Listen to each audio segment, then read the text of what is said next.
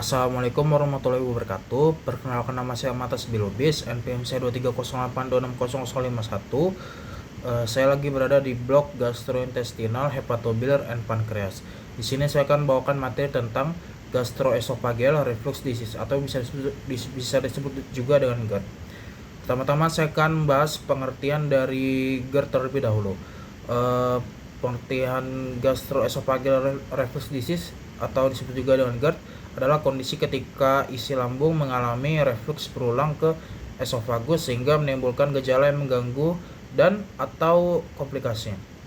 Reflux dapat berupa asam lambung maupun isi lambung lainnya. Secara fisiologis, reflux sekali dapat terjadi pada orang sehat, tetapi pada GERD reflux terjadi dengan frekuensi atau durasi yang menimbulkan gejala dan kerusakan mukosa. Gejala khas GERD adalah heartburn atau rasa terbakar di belakang tulang dada dan regurgitasi, yaitu naiknya isi lambung ke mulut. GERD merupakan salah satu gangguan saluran cerna yang sering ditemukan. Penyakit ini dapat menyebabkan penurunan kualitas hidup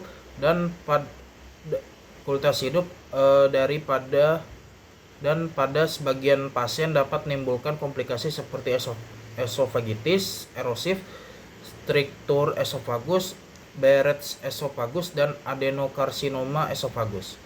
Lalu kita membahas pengertian dari etiologi atau penyebabnya.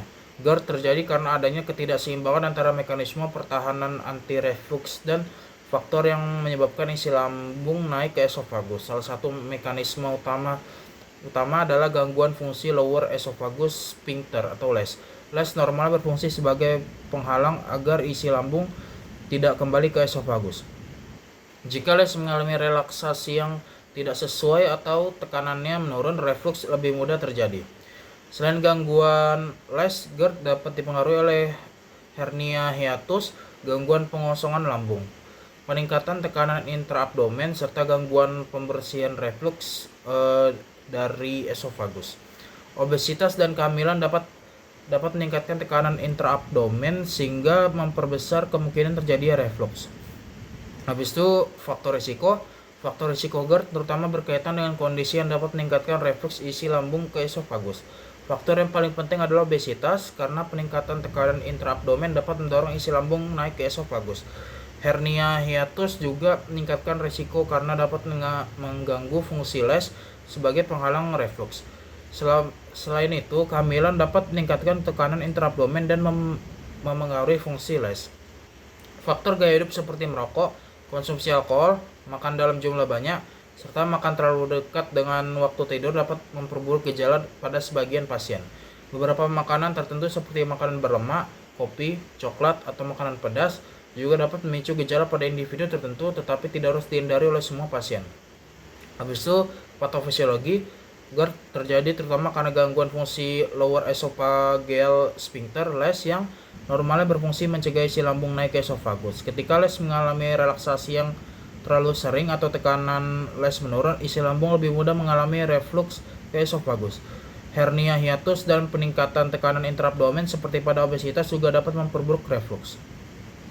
Reflux yang berulang menyebabkan asam lambung dan isi lambung berkontak dengan mukosa esofagus. Karena esofagus tidak memiliki mekanisme perlindungan sebaik lambung, paparan asam yang terus-menerus dapat menyebabkan iritasi dan inflamasi. Kondisi ini menimbulkan gejala khas berupa heartburn dan regurgitasi. Jika reflux berlangsung kronis, kerusakan mukosa dapat berkembang menjadi esofagitis erosif, struktur esofagus, atau perubahan mukosa berupa Barrett's esophagus. Habis ada pemeriksaan fisik dan pemeriksaan menunjang. Pemeriksaan fisik pasien GERD umumnya tidak menunjukkan kelainan yang khas. Pemeriksaan dilakukan terutama untuk menilai kondisi umum dan mencari kemungkinan diagnosis lain. Dapat dilakukan pemeriksaan abdomen untuk melihat adanya nyeri tekan atau kelainan lain. Dokter juga perlu mencari tanda alarm seperti penurunan berat badan, anemis, perdarahan saluran cerna, disfagia, odinofagia atau muntah yang menetap karena dapat menunjukkan komplikasi atau penyakit lain. Habis itu ada pemeriksaan penunjang.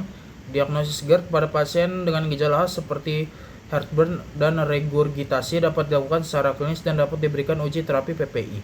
Jika terdapat gejala alarm, gejala menetap atau diagnosis belum jelas, dapat dilakukan endoskopi saluran cerna atas EGD untuk melihat adanya esofagitis, ulkus, struktur, Barrett's esophagus atau keganasan. Jika endoskopi tidak menunjukkan kelainan terapi gut masih dicurigai, dapat dilakukan ambulatory reflux monitoring seperti pemeriksaan pH atau pH impedance untuk mengetahui adanya reflux patologis. Manometri esofagus digunakan terutama untuk menilai gangguan motilitas dan sebagai pemeriksaan sebelum tindakan anti reflux tertentu. Habis itu ada tata laksana farmakologi. Proton pump inhibitor PPI merupakan terapi utama seperti omeprazol, pantoprazol, esomeprazol atau lansoprazol. PPI bekerja dengan menghambat produksi asam lambung sehingga mengurangi paparan asam pada esofagus dan membantu penyembuhan esofagitis. H2 reseptor antagonis dapat digunakan pada kondisi tertentu. Pada pasien yang gejalanya tetap menetap meskipun terapi sudah optimal, perlu dilakukan evaluasi kembali diagnosis dan kepatuhan terhadap obat. Pada pasien tertentu dengan GERD yang telah terbukti secara objektif, dapat dipertimbangkan tindakan anti-reflux seperti fundoplication atau prosedur endoskopi sesuai kondisi dan indikasi pasien. Habis itu ada non-farmakologi.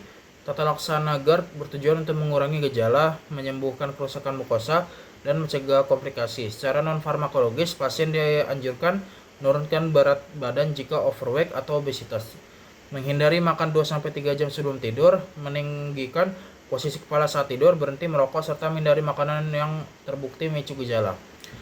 Baik, sekian ini referensi saya gunakan. Bisa dilihat, ini ada Kals PG 2022, habis itu ya Delapati R Giawali, ada Giawali CP Karilal PJ Safarino, habis itu ada Safarino ED Bortoli ND, ada Kadza DA Pandolfino JE Karilas. Baik, sekian, terima kasih. Bila ada salah kata mohon dimaafkan. Terima kasih. Wassalamualaikum warahmatullahi wabarakatuh.